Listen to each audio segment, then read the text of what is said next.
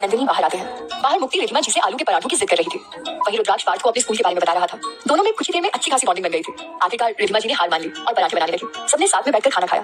खाने के बाद पार्थ ने कुछ मीठा खाने को कहा तो अनाहिता और रुद्राक्ष उसे देखने लगे। नंदिनी, एक्चुअली भाई को खाने के बाद मीठे की आदत है। रिधिमा जी, अनाहिता को भी खाने के बाद कुछ मीठा चाहिए ही होता है। रुको मैं लाती हूँ। रिधिमा जी बेसन के लड्डू लाती हैं जिसे सब खाते हैं। पार्थ लड्डू खाते हुए अनाहिता की ओर देखते हुए खुद से कहता है, चलो कुछ तो ऐसा है जो मुझसे मिलता है। रिधिमा जी, बेटा कुछ कहा आपने? पार्थ, हाँ आंटी, वो 9:30 हो गए हैं, माँ इंतजार कर रही होगी। नंदू, मुक्ति चले। नंदिनी को यूं अनाहिता को छोड़कर जाने का मन नहीं हो रहा था, पर जाना जरूरी था। कल से रिया, मुक्ति और नंदिनी की बहन की शादी के फंक्शन शुरू होने वाले थे, तो उसे जाना पड़ रहा था।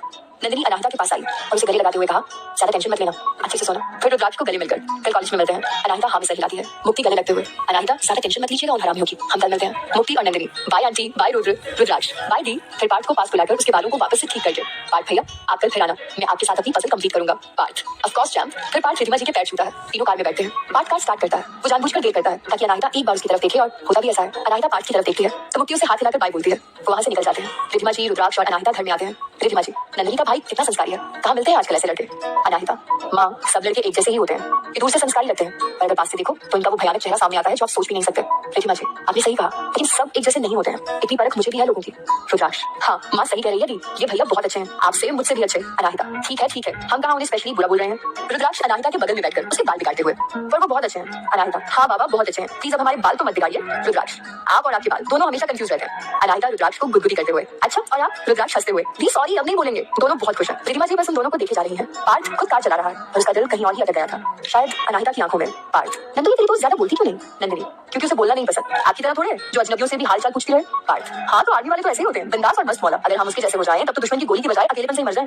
नंदिनी, ये भी सही कही आपने भाई, एक बात जो आपको पता होनी चाहिए, उसके सामने कभी भूल के भी मत बोलना कि आप आर्मी वाले हो, वरना हमारी दोस्ती टूट जाएगी। पार्थ, ऐसा क्या पाप कर दिया हम आर्मी वालों ने भाई? नंदिनी उसे पूरी बात बताती है, कैसे उसके पापा की डेथ हुई और फिर वो मजबूर होकर रह गए। रिधिमा आंटी को लोगों की कैसी कैसी बातें सुननी पड़ी, एक आर्मी वाले की बीवी होकर भी उन्हें लोगों की बेहुदा हरकतें झेलनी पड़ी, सिर्फ अपने बच्चों के लिए। जैसे उसके घर वालों ने उनकी कोई हेल्प नहीं की, आर्मी वालों तक ने भी कभी उनके बारे में जानने की कोशिश नहीं की। बताते बताते नंदिनी की आंखें नम हो चली थी। नंदिनी, और इसी वजह से वो आर्मी के प्रोफेशन से नफरत करती है। पार्थ, ये तो बहुत बुरा हुआ, बट तुम लोगों को उसको ये बताना चाहिए था कि गलती लोगों की है, ना कि इस प्रोफेशन की। नंदिनी, अनाहिता का मानना है कि उसके पापा ने जिस देश के लिए अपनी जान दे दी, जिसे वो परिवार अपना सब मानते थे, उन लोगों ने सिर्फ कुछ छुपाई देकर दोबारा कभी उनके बारे में जानने की कोशिश नहीं की। ऐसे प्रोफेशन या ऐसे लोगों की उसे कोई जरूरत नहीं है। पार्थ, सही कहा तुमने, उस समय इन्हें पैसों से ज्यादा सपोर्ट की जरूरत थी। खैर जो हो गया उसे बदल नहीं सकते, पर अनाहिता की सोच बदल सकूं, उसे जता सकूं कि आर्मी बुरी नहीं है, बस कुछ लोग बुरे हैं, थोड़ा अच्छा महसूस करूंगा। नंदिनी, आप सही कह रहे हो, अगर ऐसा हो जाए तो अनाहिता शायद थोड़ी खुश रहना भी सीख जाए। पार्थ, जरूर होगा, तेरा भाई जो करने की ठान ले उसे करके ही रहता है। पार्थ मुक्ति को 2-3 बार बुलाता है, ये मुक्ति इतनी देर से बोल क्यों नहीं रही? वैसे तो ये लखनऊ एक्सप्रेस रोकने पर भी नहीं रुकती। नंदिनी पीछे देखकर, क्योंकि मिस लखनऊ एक्सप्रेस फिलहाल नींद में है। पार्थ सोती हुई मुक्ति को देखता है, फिर उसके सर पर हाथ रख के दोनों भाई बहन साथ में बोलते हैं, हमारी झल्लो, और हंसने लगते हैं। मुक्ति दोनों की हंसी से बेखबर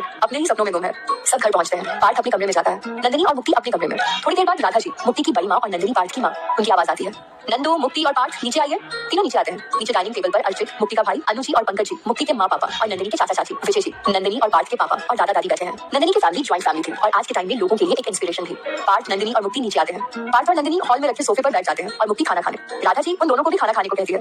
नंदिनी, माँ मैं और भाई तो अनाहिता के यहाँ खाकर आए हैं। फिर मुक्ति को देखकर, वैसे खाना तो झल्लो ने भी खाया था, पर कहकर नंदिनी और पार्थ हाई फाई करते हैं। मुक्ति, हाँ तो हमें भूख लग गई और माँ के हाथ के जीरा आलू हम मिस नहीं कर सकते। इतना कहकर मुक्ति वापस खाना खाने लगती है। सब उसकी बातें सुनकर हंसने लगते हैं। पार्थ, दी कहाँ है, दिख नहीं रही? अनु जी, यहीं कहीं होगी, या अपने रूम में, उसने खाना जल्दी खा लिया था। पार्थ, ठीक है मैं उन्हें लेकर आता हूँ। पार्थ रिया के रूम में जाता है और थोड़ी देर में उसे लेकर नीचे आता है। तब तक सबका डिनर हो चुका होता है। पार्थ नीचे आकर दादी की गोद में सर रख के बैठ जाता है। दादी उसके बालों में अपनी उंगलियां फिराने लगती है। विजय जी और पंकज जी शादी से रिलेटेड कोई बात कर रहे हैं। दादू अर्चित से मोबाइल में कुछ सीख रहे हैं। नंदिनी और मुक्ति अपनी माँ और चाची के साथ किचन का काम पूरा करके आती है। अर्चित राधा जी को बैठे देख उनके पास आकर बैठ जाता है। अर्चित, बड़ी माँ जब से भाई आए हैं दादी तो मुझे प्यार ही नहीं करती, आप ही मुझे सबसे ज्यादा प्यार करते हो, कहकर अर्चित राधा माँ की गोद में सर रख देता है और वो प्यार से उसके सर पर हाथ फिराने लगती है। पार्थ, छोटे तू कब से मुझसे चलने लगा? अर्चित, भाई आपसे जलता नहीं हूँ, मैं बस अपनी दादी से बहुत प्यार करता हूँ और वैसे भी मैं बस मजाक कर रहा था, आप इतने दिनों बाद आते हो तो अभी जब तक हो आप दादी की चंपी एंजॉय कर सकते हो। पार्थ, माँ छोटू सच में बड़ा हो गया। राधा जी अर्चित को लाड करते हुए, मेरा बच्चा है ही इतना समझदार। पार्थ, माँ मैं भी हूँ। राधा माँ, हाँ तुम भी हो। रिया अपने फोन में बिजी है। तभी नंदिनी उसके हाथ से फोन लेकर, दीदी वैसे भी आप कुछ दिनों में वहीं जाने वाली हो, अभी तो हमारे साथ रह लो। रिया, ठीक है रख लीजिए फोन, बताइए क्या बात करनी है आपको हमसे? पार्थ, तो दी सगाई की शॉपिंग करने चले कल? मुक्ति, हाँ और अनाहिता को भी ले चलेंगे, आखिर उसी की वजह से हमें कॉलेज से लीव मिली है।